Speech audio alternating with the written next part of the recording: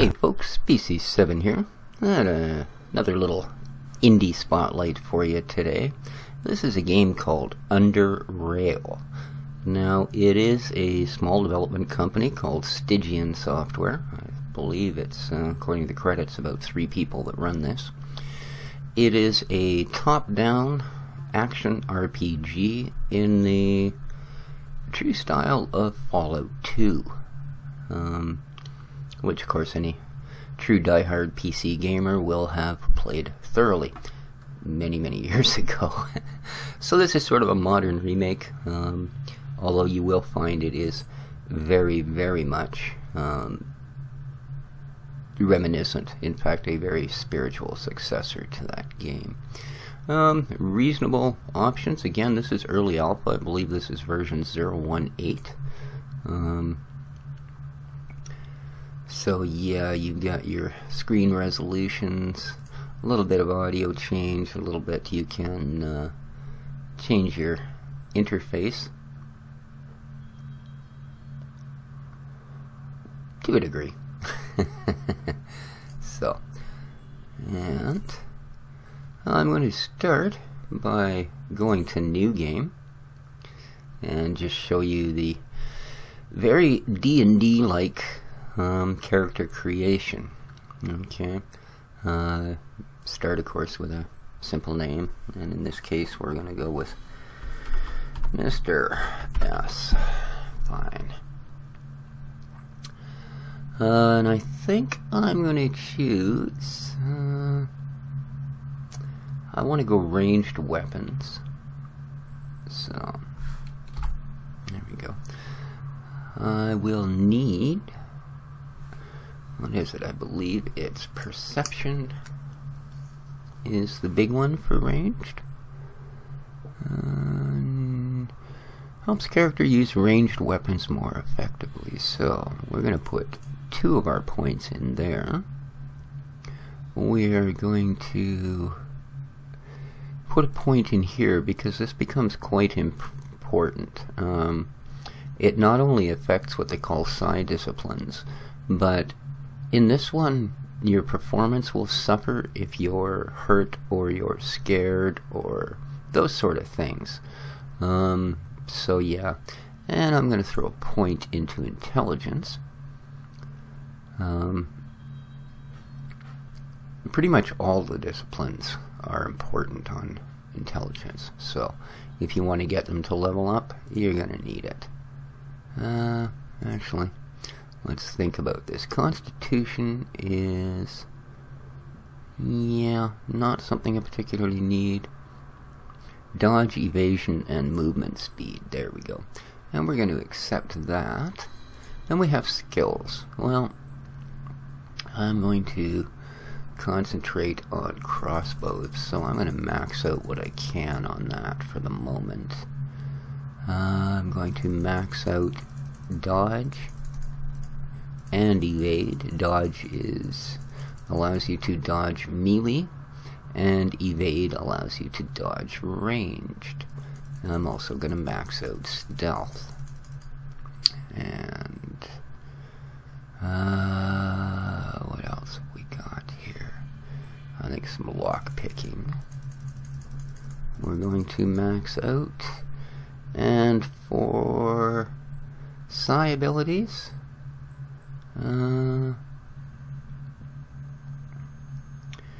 okay, metathermics basically allows you to control rapid temperature change, psychokinesis, exert mechanical force, telekinetics, emit electric currents, and project electromagnetic fields. And then you have thought control. Alright, so I'm going to go with some points in this. And we are going to go with some persuasion and mercantile. Okay, and for technology, I guess I kind of left that out, but I think we'll go electronics. Feats, conditioning, new, hit and run. Your movement points are reset. Okay, that I like. This is based on a action point type system, so that's kind of important. Alright, because if you're kind of overwhelmed, you get 4 or 5 things in your face. If you can kill one of them, this will reset enough action points, or at least the movement portion of your action points, that you might be able to get far enough from being hit, even if it costs you your entire turn. So yeah, it's kind of a nice one. Encumbrance, and grants a 15% bonus to dodge, and when you're not, I do like that one. Oh. So, we are going to accept that. Now I'm going to show you a little bit of the new game here, just to show you your starting levels. And as you can see here, right, we have a very Fallout 2 type of interface here. Okay, so we got someone, Hadrian Tanner. Last topic, earthquake repairs. Is the breach at the administration level finally closed off? Yes, it is. And the South Tunnel, what's the situation there? Got to dig deeper to plant the explosives, or we risk more damage to the tunnels. Almost everyone is working shifts up there now. Okay. This is basically some fairly random dialogue. Okay. One man left at the underpass, ordered not to open the gate. Okay. Now the underpass is basically how you get out of this 6 or 7 story building you're in. Everyone else is up on the platform, securing workers and tunnels. Alright, no one has anyone else to add. We'll conclude the meeting. So there we go, I guess that's just it. You didn't know I admitted a new citizen, this Mr. S fellow. Yes, he scored very well on most of the tests. I think he'll be a good addition to this station. So, this sort of thing doesn't happen that much, okay? These sort of drawn out dialogue-y, cutscene-y sort of things. But you do, so here we are. Pretty much everything is mouse controlled, although you do have an action bar here, as you see, attack, burst, which I don't actually have yet, stealth mode, pickpocket, different things. Unarmed and armed because you don't have a weapon yet. And very much like all of the oh, another light switch. Iterations of these type of games, you find objects and interact with them. Again, most of it simple point and click interfaces, well laid out. What really surprised me was how quickly the difficulty ramped up. I do have a character that has about an hour's play. Personal messages, key card, fixed your door, the key card is in your desk, perfect. Welcome. Visit me in my office in the Commons as soon as you've rested. Okay. We can exit that.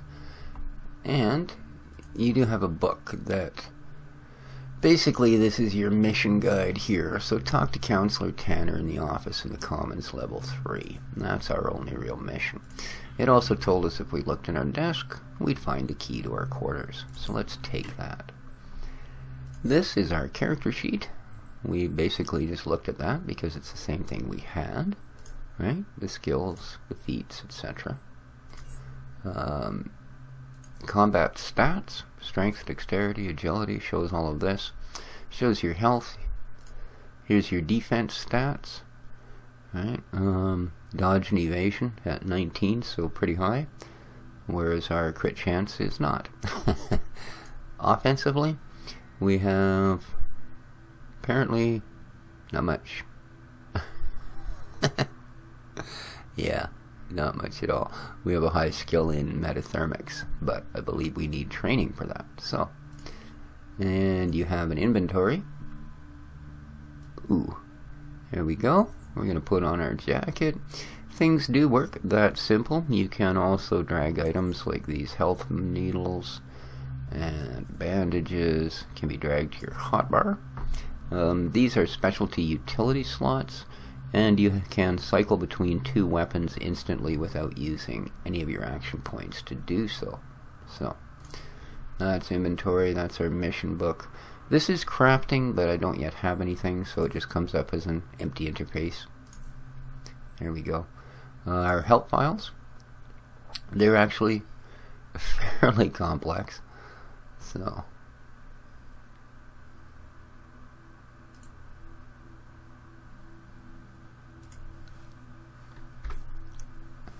and then last of last, you can go to your main menu, and this tells you what zone you're in, if you're in a combat area, controlled zone, etc. So we can leave here. To do that, you simply click on a door. And like I said, everything is your basic point and click interface. And as long as that hand comes up yellow, you're welcome to help yourself. If it comes up red, you're stealing. Pretty basic stuff, right? I know. You move your way in. That's a locked door, so you might be able to pick it, but you won't get it any other way. But here's a door that's not locked. It is locked. Oh, it's not locked on this side, it's locked on the outside. That's why it's not showing red here, like these ones to tell me they're locked. Because if you were in this room, it wouldn't be locked. That's actually quite funny. Ah, here we go. Here's one that's not locked. You can move around your screen.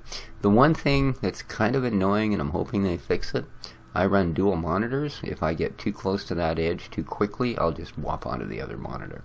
So it doesn't have a really effective lockout. Let's check what's down here, shall we? It's locked. Now I'm not sure. I think the ones that are yellow, if they're locked, you can attempt to pick them if you have a lockpick. I don't, so it doesn't do me much good at all. And that's the end of that hallway. So let's head this way, shall we? And we'll see, we come up to an elevator. So let's take ourselves to the elevator. There we go, let's look at him go. Ooh. And nowhere. I'll come back here. See if these doors are open, because there's a light switch.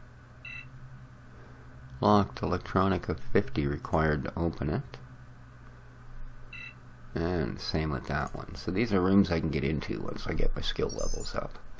Where would you like to go?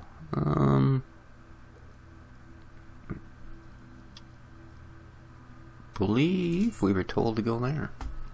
Level 3, Commons and Cantina. And there you go. And you'll be loaded up in there. So this is, as I say, your basic tutorial area. There are characters you can talk to. As with most of these, if they have a common name like worker or commoner, probably not much going on. If they have a real name like Footlocker, no. Let's go in here because there are some actual NPCs. Here we go. Like commoner, worker, but Arlene, okay? So that person's actually worth talking to and will advance the game. Same with this guy, Jack Quicksilver. So there you go. Pretty standard fare again. You can steal things and get away with it if your stealth is good enough. Okay, now even though I'm pretty much maxed out, right? My stealth isn't good enough to hide me in a room full of people. Okay. The other thing you'll notice that it's going to use 10 action points. So if I'm in stealth and a critter knocks me out and I need to shoot that critter, I've already used up 10 of my action points. It also has a 2-turn cooldown. So if I'm in combat, I have to wait for the enemy to make 2 other turns before I can reactivate my stealth. So if I'm knocked out of stealth, I'm hooped for 2 turns. Right? I'll just show you here. See all those red eyeballs? That means every person in this room can see me. So, but I want to show you a little bit of outside of the barracks. So we are going to load this one. And this should have me outside, where I'm probably going to get killed because I've actually wandered into an area that's way above my level. I need to get back to, get back to the camp. And you can see my health bar is at next to nothing. I've actually, probably a good time to take a health hypo. There we are. See, now the problem is, okay, this is part of a quest that I've just completed. Alright. I activated this generator. That was a quest I was given in that building. So I just want to show you a little of the combat, although it is likely going to kill me.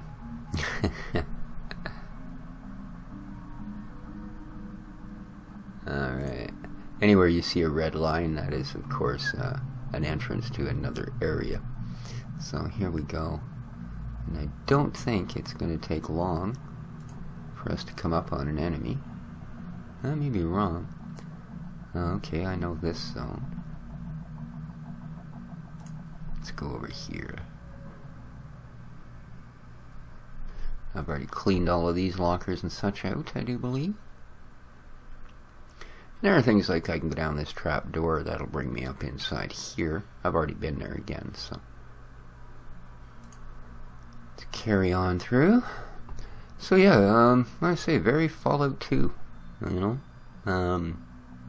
Even the same sort of thing you get. Uh-oh. Alright, here we go. Yeah. I will end up getting completely killed. So you can see they've even blocked it off. Here's my chance of hitting them. Here's the action points. Okay. Now I could use all of these. These are my movement. These are my action. Okay. These will account towards my shooting. However,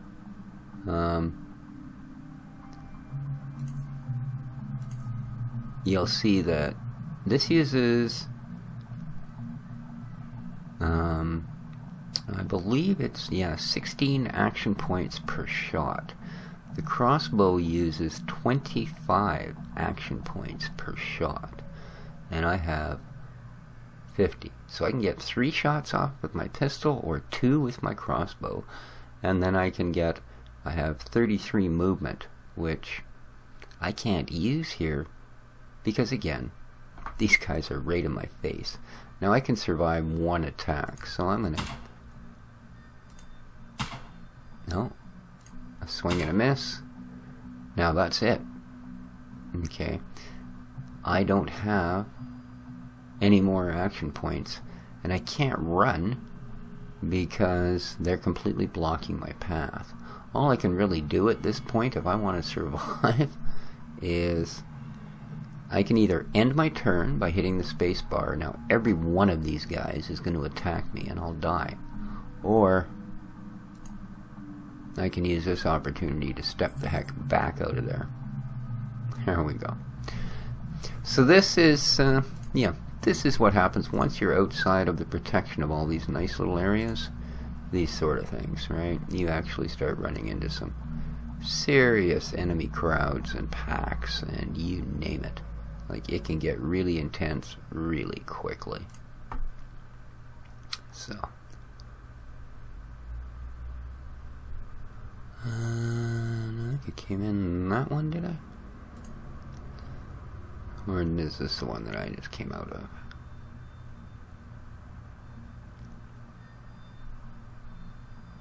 Yeah. This would be the one I just came out of. That's one thing I do sort of find lacking.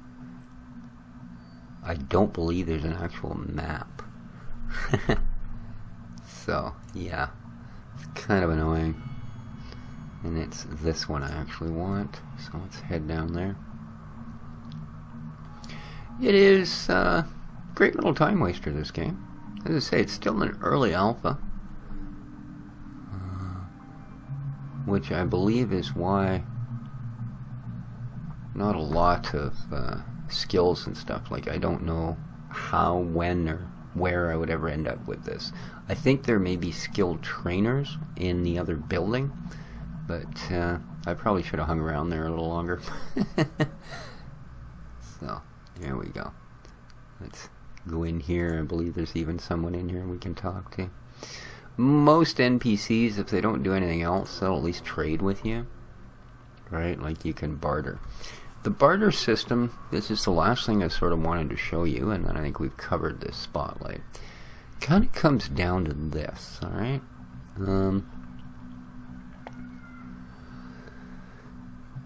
If you want something, you have a certain amount of money. Like in this case, I have 560 credits. Okay. But this is really 5,600.